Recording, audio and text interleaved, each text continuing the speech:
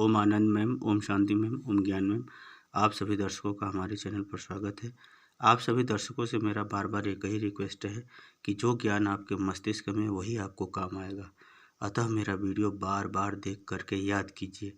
2-4 बार देखेंगे तो काफ़ी कुछ समझ में आ जाएगा, याद में आ जाएगा। वही आपको परीक्षा में नंबर दिलाएगा, वही आपको आगे सफलता के मार्ग पर ले जाएगा। अतः बिना देरी किए हम लोग आज बीएड सेकंड सेमेस्टर के अंतर्गत आधुनिक समय में पाठ्यक्रम के निर्माण की उपादेयता क्या है, या ये कहें संक्षेप में कि इसका शैक्षिक निहितार्थ क्या है, यानी पाठ्यक्रम को बार बार क्यों परिवर्तित करके या मॉडिफाइड करके उसको क्यों आधुनिक शिक्षा व्यवस्था के अंतर्गत शामिल करना आवश्यक होता है। इन सब बातों को ध्यान में रखते हुए इसका शैक्षिक निहितार्थ का हम लोग अध्ययन करेंगे। पहला इसका शैक्षिक निहितार्थ यह है कि वर्तमान परिस्थिति के अनुसार सर्वांगीण विकास। वर्तमान परिस्थिति में जो भौगोलिक, आर्थिक, राजनीतिक, सामाजिक और वैज्ञानिक परिदृश्य उपस्थित हुआ है, उसके अनुसार यह आवश्यक होता है कि उसके परिवर्तन के अनुसार, उसकी आवश्यकता को पूरा करने के अनुसार या अपने कार्यों को सुलभ ढंग से करने के लिए यह आवश्यक है कि इन सभी दृष्टिकोण से संबंधित विषय सामग्री या पाठ्य वस्तु को शामिल करना चाहिए। इसीलिए जो है पाठ्यक्रम का निर्माण करना आवश्यक होता है। दूसरा है मनोवैज्ञानिक दृष्टिकोण से विकास। मनोविज्ञान जो है मानव व्यवहार का वैज्ञानिक अध्ययन करते हुए उसके व्यवहार में उत्तरोत्तर सुधार और उपचारात्मक निर्देश देता है। इसीलिए मनोविज्ञान जो है उम्र के साथ शारीरिक, मानसिक परिवर्तनों को सुनिश्चित वैज्ञानिक विधियों से करता है। इसलिए इन सभी उम्र और संवेगों के दृष्टिकोण से भी किस विषय वस्तु को किस स्तर पर किस मात्रा में पढ़ाया जाना चाहिए, इसका भी निर्धारण करता है। साथ ही संवेगों को नियंत्रित करने, व्यक्तित्व का निर्माण करने संबंधी यानी पर्सनालिटी डेवलपमेंट संबंधी भी अपना दृष्टिकोण वैज्ञानिक रूप से मनोविज्ञान प्रस्तुत करता है।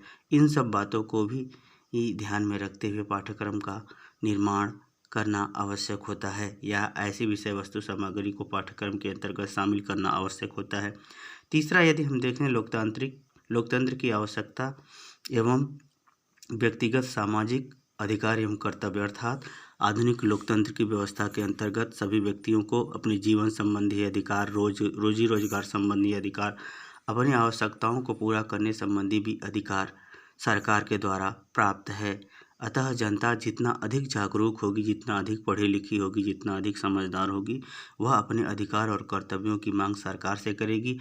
सरकार उनके द्वारा विभिन्न प्रकार के से लिए गए करों के माध्यम से उनकी आवश्यकता पूरा करेगी। इन सभी गतिविधियों का स्वस्थ रूप से जानकारी होना सबके लिए आवश्यक होता है, तभी यह अधिकार और कर्तव्य पूरा होते हैं। अतः लोकतंत्र से संबंधित समस्त गतिविधियों की जानकारी हेतु विषय वस्तु को भी पाठ्यक्रम के अंतर्गत शामिल किया जाना चाहिए, जो आधुनिक विश्व में अधिकांश देशों में यानी विकसित देशों में जो अत्यधिक प्रभावी है। भारत में लोकतंत्र की पर्याप्त जानकारी न होने के कारण से भी भ्रष्टाचार काफ़ी है। अतः लोकतंत्र से संबंधित ज्ञान, अधिकार, कर्तव्यों को जानना आवश्यक है। इसलिए इस विषय वस्तु को भी पाठ्यक्रम के अंतर्गत शामिल किया जाना चाहिए। आगे चलते हैं। चौथा जो है विज्ञान एवं प्रौद्योगिकी। विज्ञान एवं तकनीकी ने मानव के कर्तव्य के अंतर्गत प्रत्येक क्षेत्रों में काफ़ी सहयोग प्रदान किया है, जिसके माध्यम से व्यक्ति मशीनों का प्रयोग करके उत्पादन या अपने कार्य क्षमता में अत्यधिक वृद्धि कर लेता है। यह वृद्धि उसको जो है उत्तरोत्तर आर्थिक विकास करने में सहयोग करती है। अतः विज्ञान और प्रौद्योगिकी से संबंधित भी विषय वस्तु यानी जानकारियों को वर्तमान समय में सभी को प्राप्त करना आवश्यक होता है। इसलिए इससे संबंधित भी विषय वस्तु को पाठ्यक्रम के अंतर्गत शामिल किया जाना चाहिए। पांचवा है शिक्षा का निर्माण एवं खोज। शिक्षा के अंतर्गत विभिन्न क्षेत्रों में अनेक खोज हुए हैं। उस खोज के माध्यम से जो है इस खोज के माध्यम से ही उसका उपयोग करने से मनुष्य का जो है प्रत्येक क्षेत्र में विकास हुआ है। अतः शिक्षा के अंतर्गत जो नवाचार आ रहा है, जिसके माध्यम से व्यक्ति अधिगम करता है और अधिगम करके अपने जीवन को सुदृढ़ और विकास का विकास को रूप प्रदान करता है, उस शिक्षा संबंधी खोजों को भी पाठ्यक्रम के अंतर्गत शामिल किया जाना चाहिए। चाहे वह ऐतिहासिक परिदृश्य में हो, चाहे आर्थिक परिदृश्य में हो, जिसमें नए नए सिद्धांत, नए नए दृष्टिकोण विकसित किए जाते हैं, उन सब चीज़ों को भी पाठ्यक्रम के अंतर्गत शामिल किया जाना चाहिए, जिससे व्यक्ति उसका लाभ उठा सके, अर्थात अपने गुणों का विकास करके धन कमाने की क्षमता में वृद्धि करके अपना सर्वांगीण विकास कर सके। उन सब गतिविधियों को भी शामिल किया जाना चाहिए। छठा है मानवता के प्रति स्वस्थ दृष्टिकोण। मानवता का तात्पर्य एक मनुष्य का दूसरे मनुष्य के प्रति ऐसा कर्तव्य जो दोनों के लिए हितकर हो, उसे कहते उस दृष्टिकोण को मानवता का दृष्टिकोण कहते हैं। आधुनिक समय में स्वार्थ से ऊपर उठ करके समाज से जुड़ करके समाज को आगे बढ़ाने संबंधी भी दायित्वों, कर्तव्यों, उत्सवों, सांस्कृतिक कार्यक्रमों, सामाजिक दायित्वों को उठाने संबंधी और समाज में बढ़ चढ़कर भाग लेने संबंधी भी गतिविधियां, सोच समझ, साहित्य, योगदान, ये सब इससे संबंधित भी साहित्य और व्यवहार को भी सिखाने संबंधी जो विषय वस्तु पाठ्य सामग्री है उसको भी पाठ्यक्रम के अंतर्गत शामिल करना चाहिए।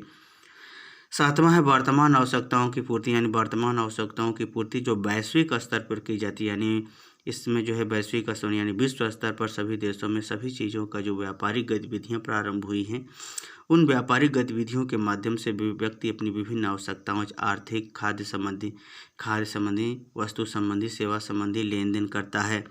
उस वैश्विक स्तर पर किया गया यह लेन देन की प्रक्रिया को अच्छी ढंग से संपादित करने के लिए, समझने के लिए, अपने को संरक्षित एवं सुरक्षित रखने के लिए भी आवश्यक है कि इससे संबंधित विषय सामग्री को पाठ्यक्रम के अंतर्गत शामिल किया जाना चाहिए।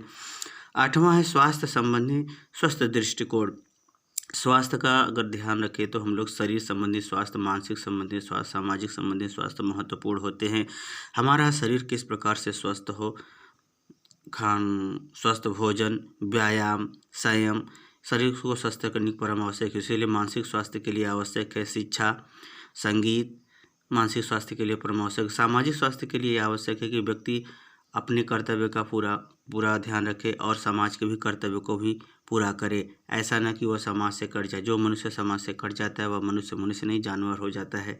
यानी समाज के अंतर्गत विभिन्न कर्तव्यों को समझना, समाज के गलत कार्यों को रोकना, समाज के अच्छे कार्यों को बढ़ाना भी सामाजिक स्वास्थ्य का रूप है। अतः इन तीनों स्वास्थ्य को स्वस्थ रूप से समाज में बढ़ावा देने के लिए आवश्यक है कि इससे संबंधित विषय वस्तु या पाठ्य सामग्री को पाठ्यक्रम के अंतर्गत शामिल किया जाना चाहिए। नौवां है प्राकृतिक पर्यावरण की आवश्यकता। वर्तमान समय में विज्ञान एवं प्रौद्योगिकी एवं विज्ञान और प्रौद्योगिकी के साथ साथ मानव विकास करने के लिए अपने विभिन्न प्राकृतिक संसाधनों का इस प्रकार से दुरुपयोग भी किया है और कुछ क्षेत्रों में सदुपयोग भी किया है। लेकिन दुरुपयोग करने के कारण से पर्यावरणीय समस्या, प्रदूषण की समस्या, जल प्रदूषण की समस्या, मृदा प्रदूषण की समस्या, ध्वनि प्रदूषण की समस्या, यहाँ तक कि सामाजिक प्रदूषण की भी समस्या चरम पर बढ़ती जा रही है। उसे नियंत्रित करने के लिए, उसे कम करने के लिए, या यूँ कहें इस परिस्थिति में स्वस्थ रूप से समायोजित होने के लिए भी यह आवश्यक है कि इससे संबंधित विषय सामग्री को पाठ्यक्रम में समय समय पर पाठ्यक्रम में शामिल करना चाहिए। आवश्यकता और समय के मांग के अनुसार सावधानियां तथा उससे बचाव संबंधी भी विषय वस्तु को पाठ्यक्रम के अंतर्गत शामिल किया जाना चाहिए, यानी पाठ्यक्रम का निर्माण करना चाहिए। 10वां है शिक्षा से सफलता, यानी शिक्षा एक ऐसी आवश्यकता है शिक्षा एक ऐसी योग्यता है जिससे सभी आवश्यकता पूरा होती है। अर्थात शिक्षा से संबंधित जो भी कुशलता हो, शिक्षण हो, प्रशिक्षण हो, किसी विषय का ज्ञान हो या विज्ञान हो या मनोविज्ञान हो या व्यक्तित्व का विकास हो, सभी जगह शिक्षा ही शिक्षा है। क्योंकि शिक्षा हमारे गुणों का विकास करती है, हमारी मानसिक क्षमता का विकास करती है, हमारी योग्यता का विकास करती है, जो हमारा सर्वांगीण विकास करके स्वस्थ और सामाजिक जीवन प्रदान करती है। अतः आवश्यक सभी अच्छी चीज़ों को पाठ्यक्रम के अंतर्गत आवश्यकता अनुसार, उम्र अनुसार, कक्ष के अनुसार, विद्यार्थी की अभिक्षमता के अनुसार शामिल करके उसका अधिगम कराना चाहिए। इस प्रकार यह पाठ्यक्रम का निर्माण मानव व्यवहार के प्रत्येक क्षेत्र में समय समय पर करना आवश्यक है, क्योंकि समय के साथ आवश्यकता और चुनौतियाँ भी बदलती है। मुझे उम्मीद है कि मेरा यह व्याख्यान आपको समझ में आ गया होगा। यदि व्याख्यान आपको समझ में आ गया होगा तो हमारे चैनल को लाइक, शेयर, सब्सक्राइब कीजिए। साथ ही आपसे एक और रिक्वेस्ट है कि इसको जब से जैसा लगता है आपको वैसा आप कमेंट बॉक्स में ज़रूर बताएं। आज के लिए इतना ही। हरिओम।